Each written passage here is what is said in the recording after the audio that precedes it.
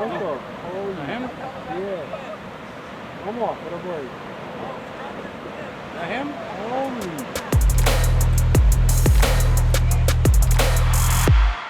Welcome back to the Rogue Recap, guys, and what another week in surf, from truly epic Honolua Bay, Maui, to an upcoming big wave event in South America, to a WSL switcheroo at the Superbank. Here's our Rogue Recap Top 5. We begin in the Hawaiian Islands. While the north shore of Oahu saw an XL swell hit at the beginning of the week, the winds and far north angled swell direction made things a little funky. Those in the know, however, booked it over to Maui to score absolutely phenomenal Honolua Bay. One of the world's original iconic dream waves, the bay lived up to the hype, serving up rolling tubes to some of the world's best, like Billy Kemper on this hollow grower.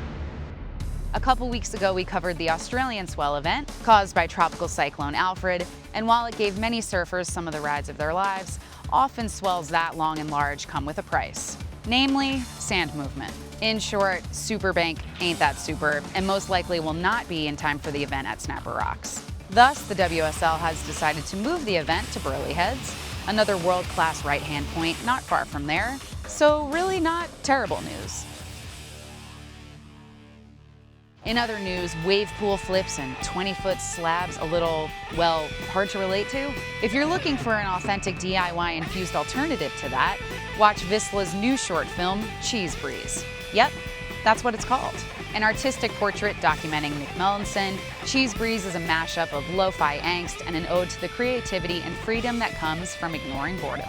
From shaping your own boards and surfing them, to flat spell skate sessions and homemade garage jams, directors Brian Elliott and Thomas Campbell added their special sauce to this groovy little vid.